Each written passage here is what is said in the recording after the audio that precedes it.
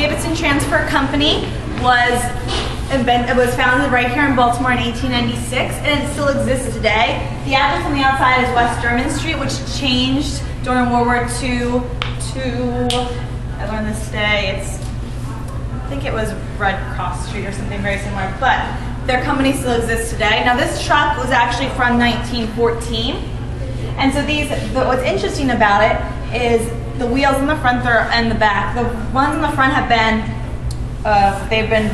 redone to be new, so you can see what they used to look like. The ones in the back are the original wheels that have been used, but you guys can notice that they're both rubber wheels and they're solid rubber.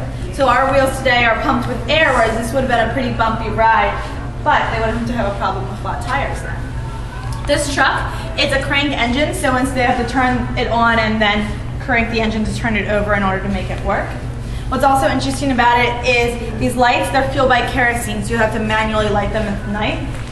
And it's a very open vehicle. You guys notice that the only windows are the windshield, and the rest of it's very open. There's no doors, so in cold weather it'd be pretty awful, but they did have canvas flaps that could protect the cargo. This vehicle could go up to 30 miles per hour. And so, I mean, it was pretty fast for 1914. But if you guys notice, also the steering wheel is on the wrong side. If you come and look on the side, if you were here to view, the steering wheel is on the wrong side, but it's not like this truck was from England or anything where they drive on the opposite side of the road. It instead is because it wasn't standardized to what side the wheel needed to be on until later. Same thing with seatbelts. Seatbelts weren't standardized until the 70s. So it just depended on the time where the steering wheel is. All right, these two trucks next to here are both